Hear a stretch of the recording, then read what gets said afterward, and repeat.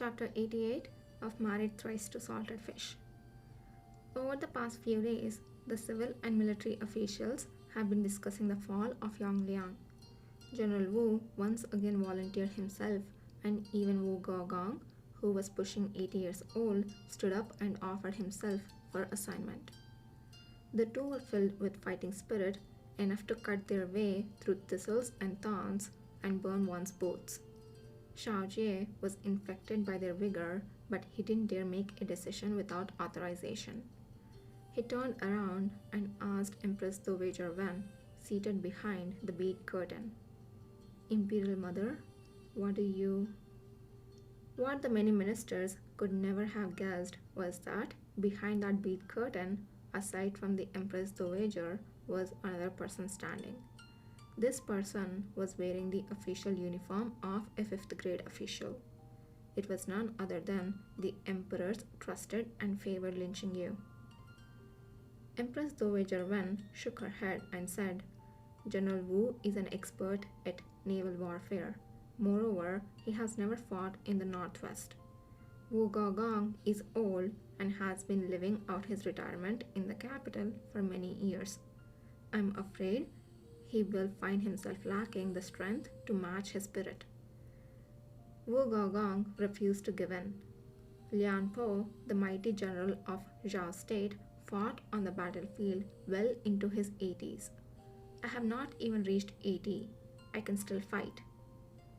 Xiao Jie sat uneasy on the dragon throne. Could it be that there is no one else, except for General Gu? How can there be anyone else? Over the years, Dai's generals have died, been wounded, or crippled. A great number of them have been imprisoned, implicated in the struggle for succession. The Dai's military leadership are like yellow autumn crops that cannot last until the green crops of spring. We are the only ones who can be used, these handful of people. The corners of General Wu's lips pulled up. "Your Majesty, Your Highness the Empress Dowager, although this minister has never been to the Northwest, all wars are in their core the same. Since General Gu is unwilling to go, allow this minister to try." It wasn't difficult to hear that when General Wu mentioned General Gu, his tone was no longer as reverent as before. Last year, when the late emperor wanted Gu Fuzhao to return to the Northwest to replace Xiao Mingwei, Gu Fuzhao had declined, citing lingering poison as his reason. At the time, both General Wu and Wu Gaogong stood by Gu Fuzhao. However, this time was different from the past. The situation in the Northwest was desperate. Zhao Mingwei had been disgraced, and Shixia had gone so far as to cut off his tongue in blatant provocation. At this time, anyone who would call themselves a general, so long as they still had breath left, would go to the battlefield without any hesitation. But Gu Fuzhao was still the same as the year before. Saying that he was not feeling well, he closed the door to all visitors and even refused to attend morning court. General Gu had let them down. The Empress Dowager hesitated, and she looked to Lin Qingyu. "Imperial Physician Lin, what do you think?" Lin Qingyu was about to speak when Shao Songxi hurried over, coming in from the side door. "Your Highness, Imperial Physician Lin, an urgent report from the Northwest." The Empress Dowager opened the letter and quickly scanned its contents, an extremely ugly expression forming on her face. "The Shixia capital has issued a declaration of war, vowing to avenge the Prince of Shixia who died in the Battle of Yongliang 10 years ago. The letter says that they demand that the Daiyu send Gu Fuzhao to the front line. They wish to take him down in a just and honorable manner.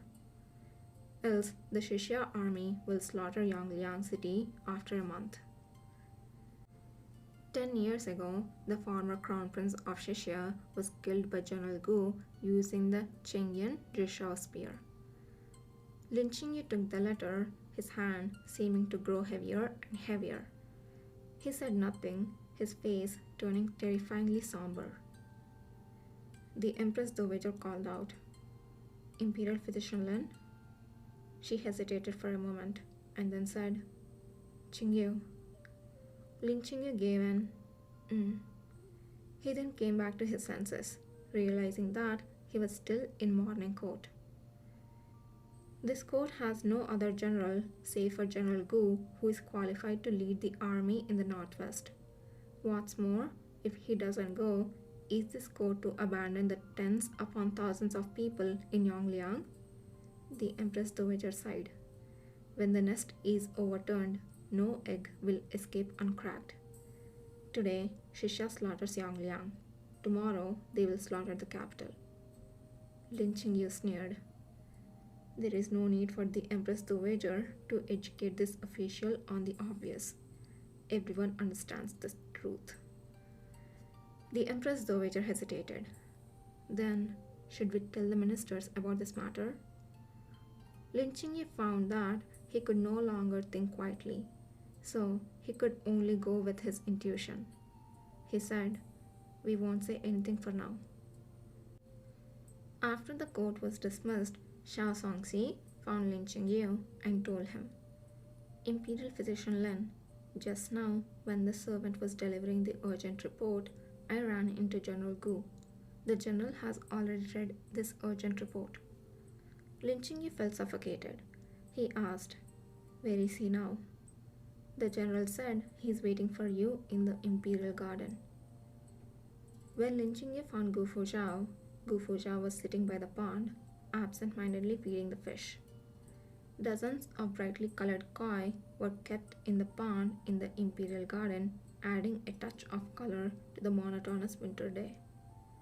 Gu Fuzhao sprinkled a handful of fish food, and the koi rushed over, scrambling for food. Seeing Lin Qingyu's reflection in the water, he said, "Look at the fish in this pond. They were born in the palace. They have been fed so well that they have grown so fat. They are never any less, so why do they have to fight over the food?" Lin Qingyu said, "Because there is no limit to greed." Gu Fuzhao agreed. "That makes sense." Lin Qingyu asked, "Since you are here, why didn't you attend morning court?" Gu Fuzhao threw over the rest of the fish food and said, "There is no seat for me in Xinjiang Palace, and it's too tiring to stand." If anyone heard you say that, they would accuse you of being disloyal. Apart from the emperor, the only one who could sit in Xinjiang Hall was the Empress Dowager, who was holding court behind the curtain. Gu Fuzhao smiled and said, "That would be an unjust accusation. Being an emperor is a difficult job, and I have no interest in it." Gu Fuzhao's words were funny. Lin Qingyu wanted to smile like usual, but he couldn't bring himself to smile. He asked, "You saw the report from the northwest?" Gu Fuzhao nodded and sighed. "What should I do, Qingyu? This time, it seems I really have to go." The word "not necessarily" stuck in Lin Qingyu's throat. He was unable to come out with these words. "For the past few years, the entire court has been criticizing me. General Wu came looking for me yesterday. Carried away by his emotions, he pointed at me and scolded me for being a coward. It was completely laughable." Saying so, Gu Fuzhao actually laughed out loud, as if this entire matter was absolutely ridiculous. "Although I had been digging my own grave, but to get Wu Zhan so riled up like this, someone must have been adding oil and vinegar." Lin Qingyu had also come to the same conclusion. Indeed, no matter who it is, his goal has been achieved. If I don't go to the northwest, I will gradually lose the court's goodwill. How can those hard-blooded men still serve me in the future? A general who doesn't wish to go to the battlefield without any prestige in the army, he would be unable to protect even his own wife. Gu Fuzhao pressed the space between his eyebrows. Now, Shishir is threatening the lives of the people of Yongliang. It's so annoying. Lin Qingyu listened to Gu Fuzhao in silence. He said, "So, you want to go?" Gu Fuzhao said, "It's not that I want to go, it's that I have to go." Lin Qingyu said indifferently, "You really care about the people?" "Because you are also a member of the people." Gu Fuzhao didn't hesitate. "By protecting them, I'm also protecting you." Lin Qingyu lowered his eyes slowly and whispered, "I don't want your protection. I don't want to be a saint who cares about the common people. I just want to be with you." Gu Fuzhao explained patiently. "How many of the Shishya has General Gu struck down? Shishya is obviously coming for me this time. Shishya must be completely defeated. I can hide for a time, but I can't hide forever." Lin Qingyu sarcastically said, "Are you really stating the obvious to me as well?" "I'm not." Lin Qingyu interrupted him coldly. "Have you ever thought about it? Just what I am supposed to do if you meet the unexpected?" Gu Fuzhao was stunned. Lin Qingyu's voice trembled slightly. "On that snowy night 2 years ago, I knelt in front of your wheelchair and watched as you died. I felt your hand slowly grow cold in mine. Back then, not knowing my feelings, I managed to endure the pain of losing my husband. But now, if I have to go through that again..." Gu Fuzhao's Adam apple bobbed. He said, voice hoarse, "Qingyu, it's not that losing that is scary. What's scary is too getting you back and losing you again." Lin Qingyu looked at his hands and murmured, "This is too cruel, even for me." Gu Fuzhao said in a low voice, "I'm sorry, Qingyu, but this time I will definitely try my very best to come back.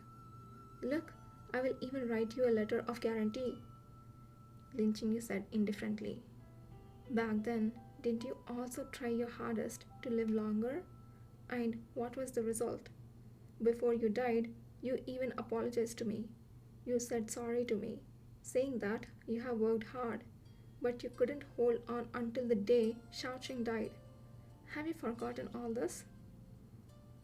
I hadn't forgotten, but I was so sick at the time that doing my best was no use. But it's different now. I have a healthy body, and with hard work, I will be able to perform miracles."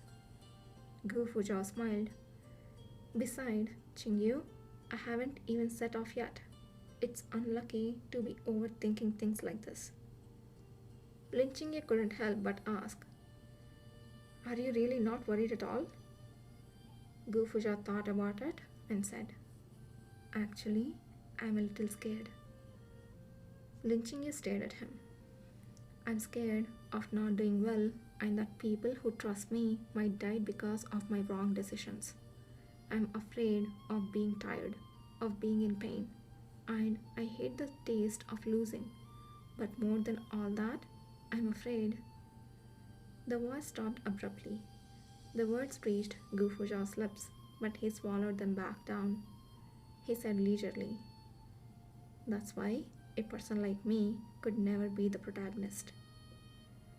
Lin Qingyu knew that Gu Fuzhao was using his same old routine to try to coax him, trying to ease the atmosphere. But Lin Qingyu couldn't help but to follow his words and ask, "Why do you say this?" "Because a story's male protagonist is either someone very powerful and can easily crush his opponents, or someone who has a pure heart, who despite knowing he can't do something, does it nonetheless. And I..." Gu Fuzhao spread his hands. "I don't have any great strength. I am lazy and a coward. It's no wonder I could only transmigrate to supporting roles in a book." "You're wrong," Lin Qingyu said.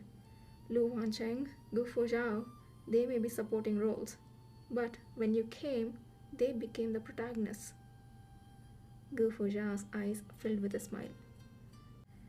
You are getting pretty good at that, Dr. Lin, but you are also wrong. It is because I managed to find my way to your side, basking in the light of the great beauty, that Lu Wancheng and Gu Fuzhao became the book's protagonist. Qingyu, do you still remember what is a protagonist? Lin Qingyu repeated what Gu Fuzhao once said, word for word. The so-called protagonist is the one who, no matter how many girls and flashes of swords and daggers, how much foul wind and bloody rain he has experienced, no matter if it's during the moment he crawls out of the quagmire, he will always be the most dazzling one.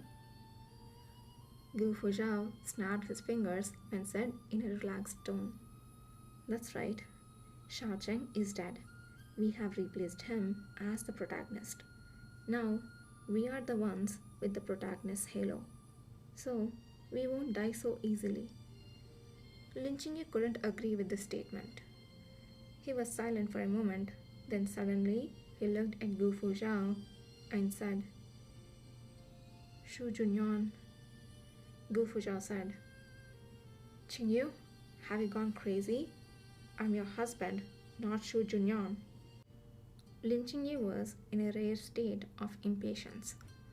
In those days, it was Shu Junyuan who used your 8 characters to figure out whether you are destined to die. We can ask him to do a divination to see whether you will emerge victorious and return safely to the capital. Gu Fuzhao said, Oh. He seemed to think it was useless to consult with Shu Junyuan, but in order not to spoil Lin Qingyu's happiness, he said nonetheless, That makes sense. Lin Qingyu immediately said, It's not too late now. I will order someone to prepare the carriage. Gu Fuzhao smiled and said, You and I are both powerful ministers. Why would you need to go to Chanseng Temple to find him? Have him come. Call Shu Junyuan to the palace. Say the emperor wishes to see him. Somebody freaking get rid of this freaking Shirong already. I cannot with this. I'm so pissed. I'm so freaking pissed. I know it. I know it in my bones. It's him. I know it is him who missed that letter. He probably, sent a wrong letter and forced to send Gu Fuzhao back to the northeast to die. Why? Is he freaking allergic to people's happiness or what?